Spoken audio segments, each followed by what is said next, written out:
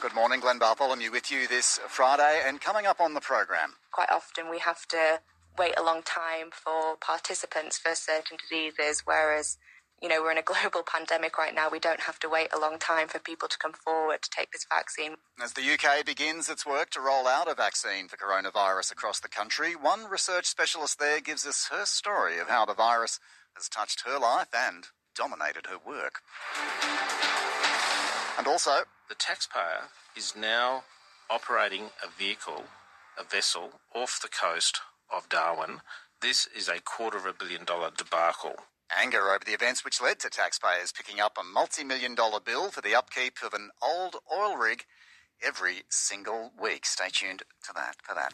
Morning showers in Hobart, maybe a late shower or storm moving into Brisbane, some showers and a possible storm in Darwin today as well.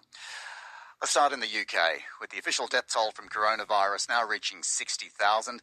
Another 414 Covid-19 fatalities have been recorded. Travel between Wales and areas of Britain with high rates of infection will be banned starting today.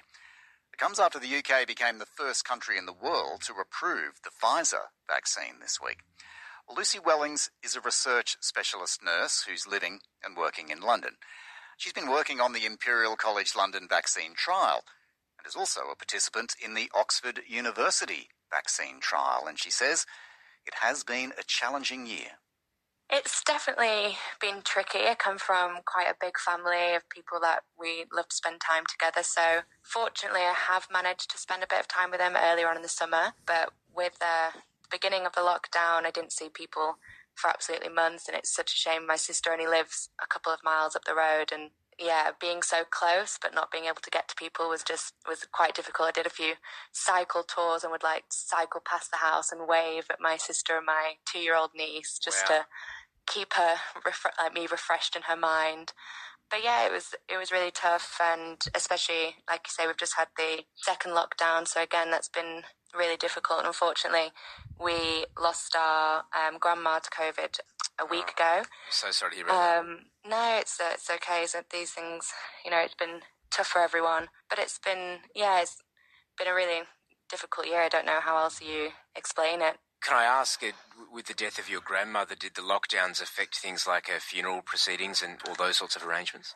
Yeah, so her funeral is next week. The rules currently are that you can have 30 people at the funeral, which luckily just kind of brings close relatives together.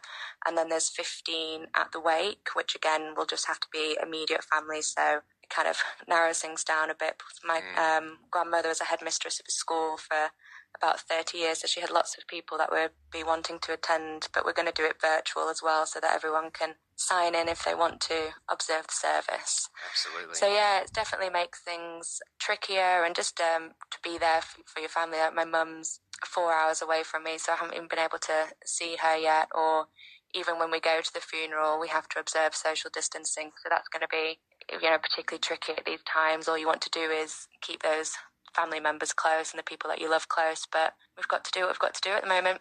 Absolutely, and certainly very, very difficult during tough times like that, and my sympathies. I mean, what's the mood like in the UK now after this news earlier in the week about the Pfizer-BioNTech vaccine being ready to be rolled out literally in a matter of days?